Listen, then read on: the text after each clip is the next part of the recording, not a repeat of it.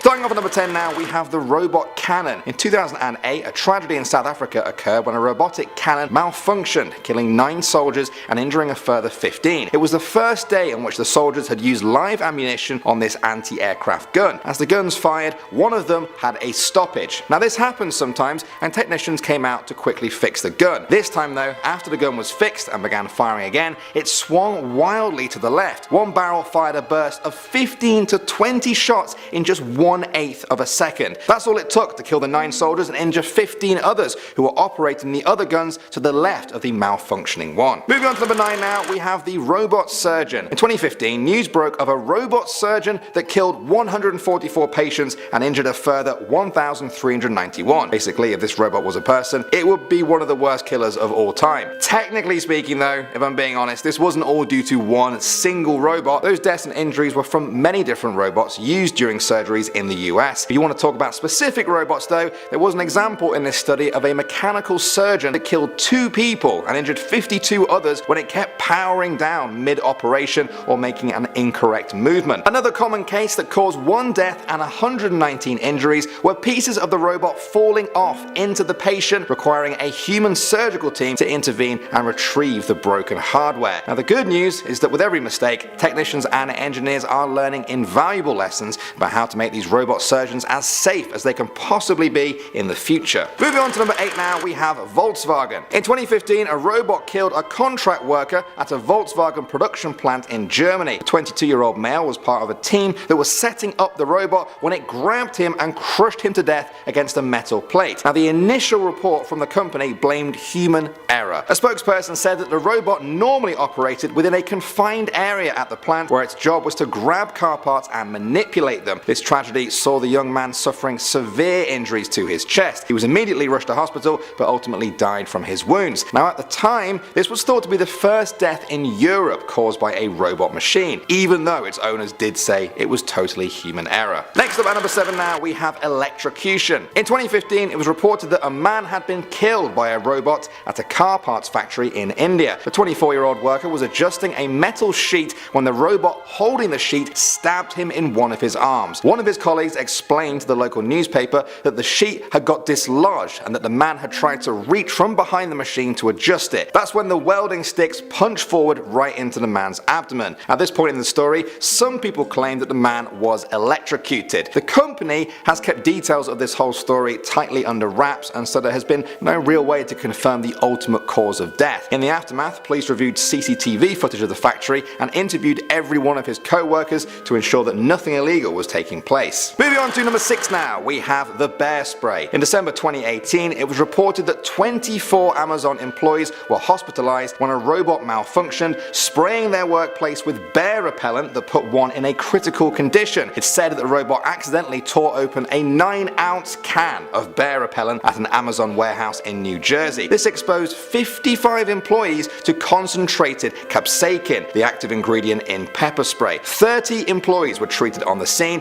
24 were taken to hospital as a precaution, and 1 was reported to be in a critical condition. Fortunately, nobody was seriously injured. Moving on to number 5 now, we have the factory. In December 2018, a shocking story came out of China where a factory worker was skewered with 10 steel spikes after a robot malfunctioned and impaled him. Seriously, look away if you're squeamish, these pictures are horrible. Incredibly, the 49-year-old man managed to survive the initial accident. Surgeons worked quickly to remove the steel spikes and found that one of them was just 0.04 inches from a major artery. Each of these steel bars measured 30 centimeters in length and 1.4 centimeters in diameter. The accident occurred when the robotic arm collapsed on the man, sending its spikes piercing right through him. Surgeons actually struggled to figure out how to examine his insides due to the fact that they couldn't x-ray him because of the steel spikes. An emergency surgery saved his life the very next day. I don't know what happened to the robot though. Moving on to number 4 now, we have McDonald's. Now this story comes from 2009 where an employee for a company that supplies McDonald's was killed by a malfunctioning robot. Anna Maria Vital of La Puente was pronounced dead after sustaining crushing injuries. They were caused by boxing machinery after Anna tried to remove a box that had been lodged in the machine. The scene was quickly contained and employees were turned away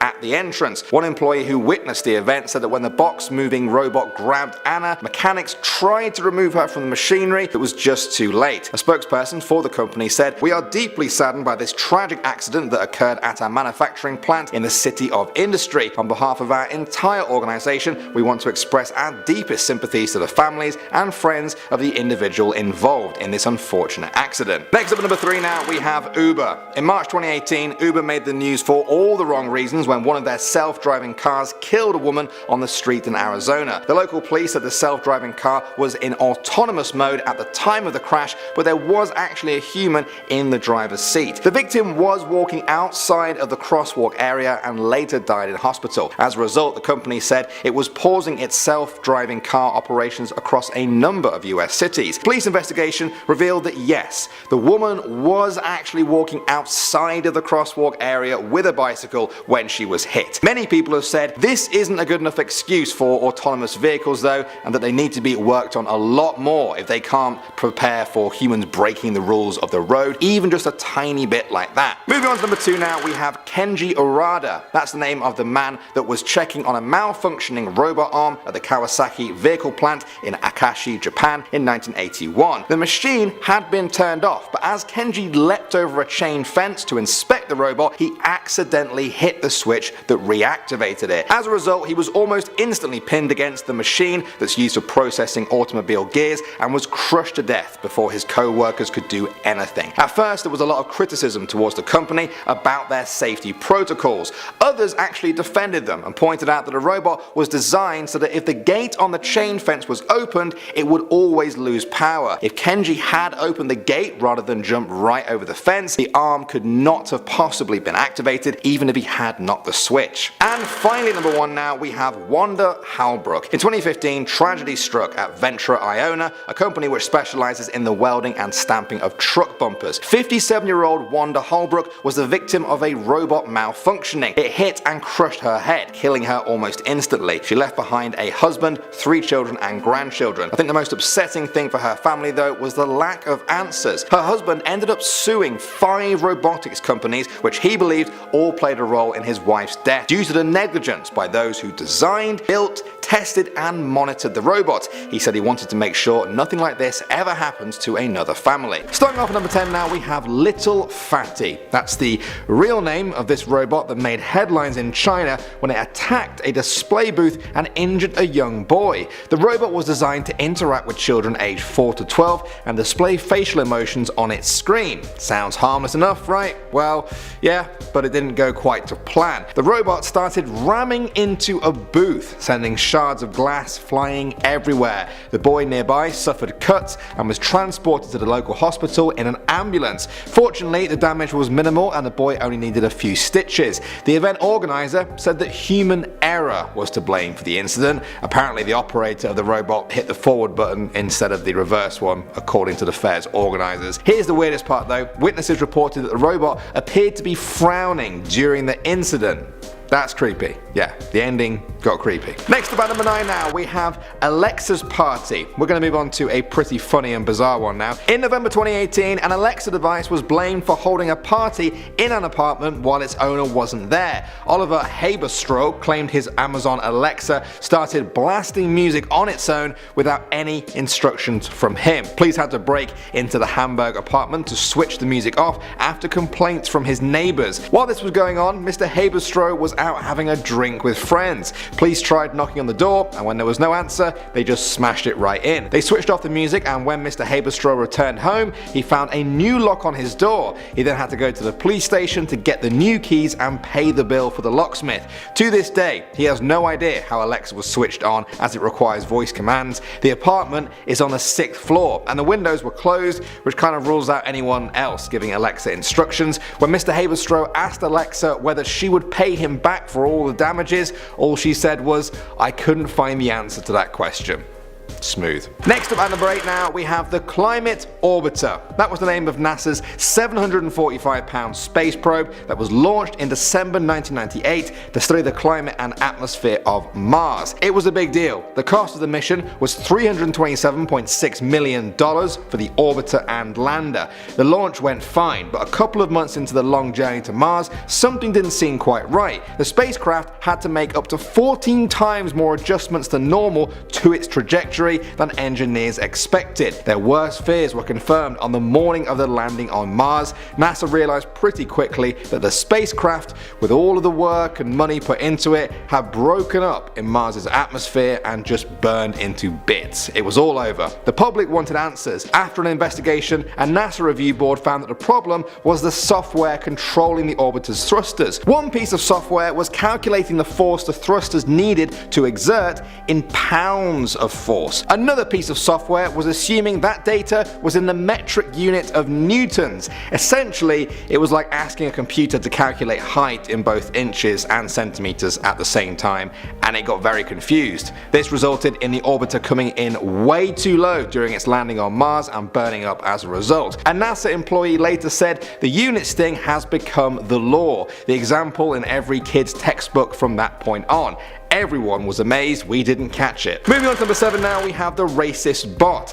In 2016, Microsoft and Bing released a chatbot named Tay on a number of platforms including Twitter. Users were encouraged to talk to her and test out how human-like the conversations were. Windows said the bot was built by mining public data and by using generic AI made by staff including improvisational comedians. That sounds fine, right? Should be fun. The first few conversations seemed very human-like. In fact, the more people she conversed with, the more she borrowed words and phrases from them and then used them on other people. But that's when the problem came. You see, a few people started tweeting crude, racist and inappropriate remarks at the bot, which the bot just soaked up and started spitting back out at other people. Within a few hours, it was even tweeting pro-Hitler tweets. Microsoft quickly took the bot down, presumably to work on it and make sure this would never happen again. Next to our number 6 now, we have the Tesla.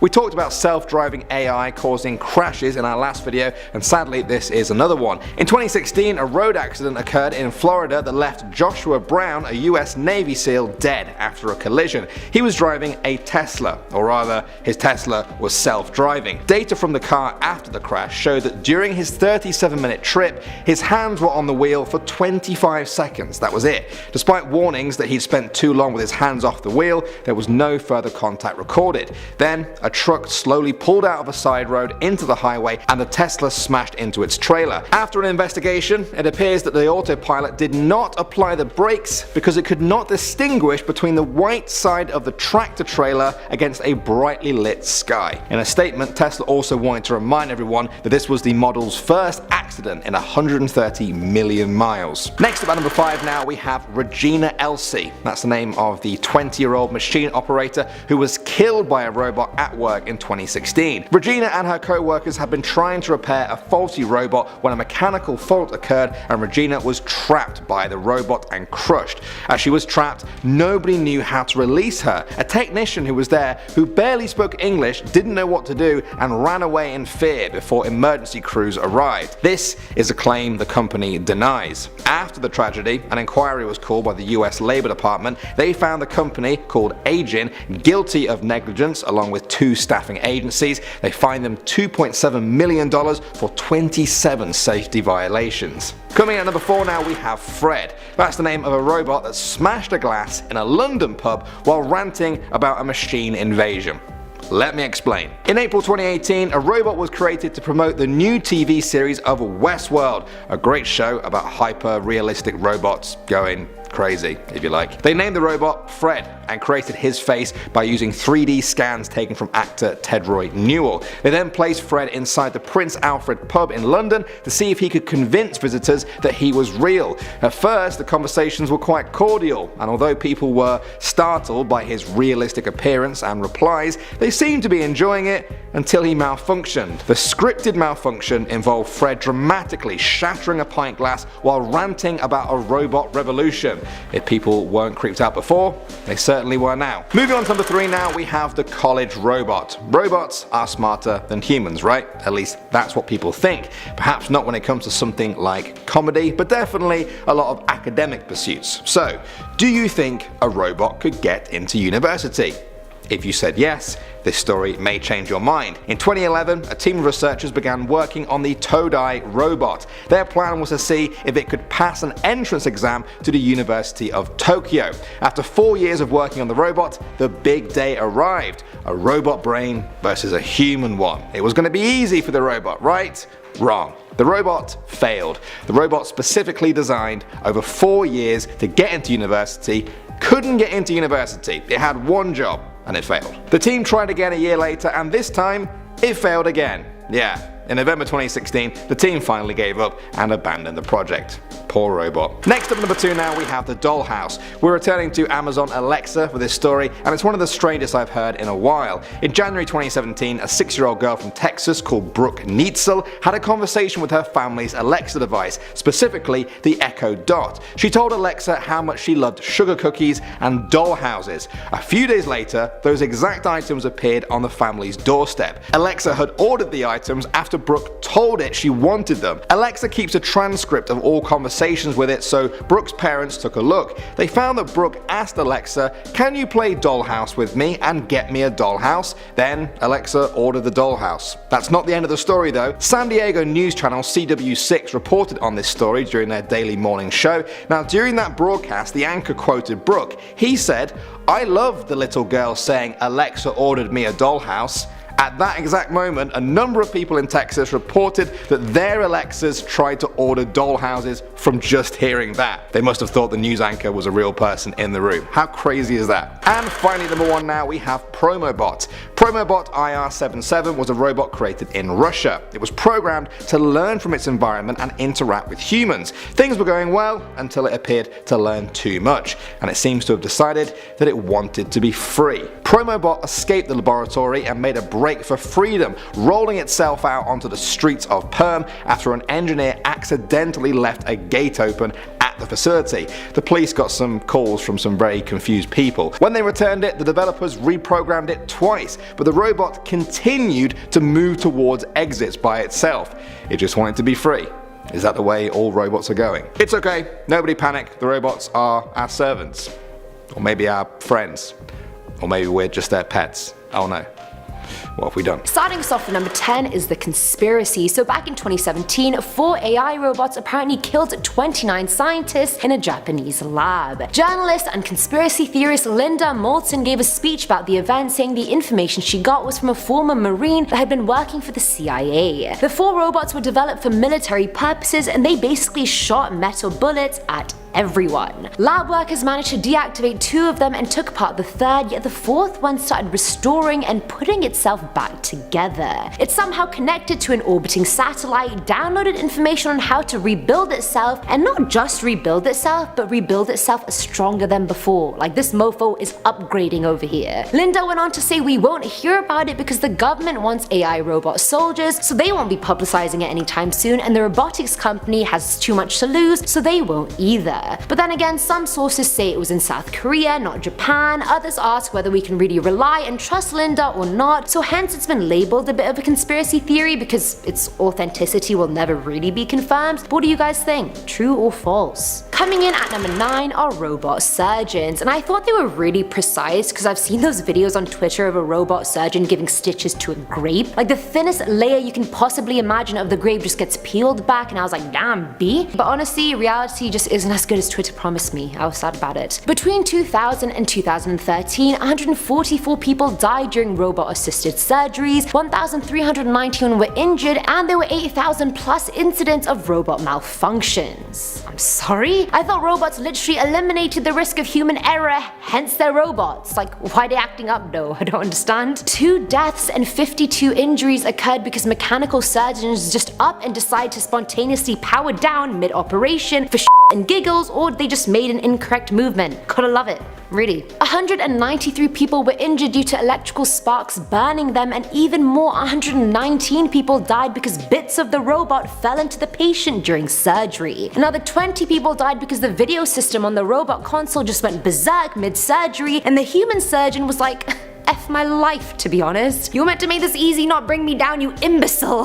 So these ones weren't technically scary robots, but they did lose control, and honestly, they have so many people's lives in their hands, and that's pretty damn scary to me. At number number 8 we have Robert Williams, and that was the name of the first person ever to be killed by a robot, and honestly that is not a nice title to hold. It was 1979 and Robert was 25 years old working as a Ford Motor Assembly Line worker in Flat Rock, Michigan. Williams died instantly when a robot's arm slammed into him as he was gathering parts in a storage facility where the robot was also gathering parts. The robot hit him in the head and then went on with his work till another worker found Robert's body half an hour later. His family did end up getting $10 million in damages, which is wow. I want to be smacked in the head for $10 million as well.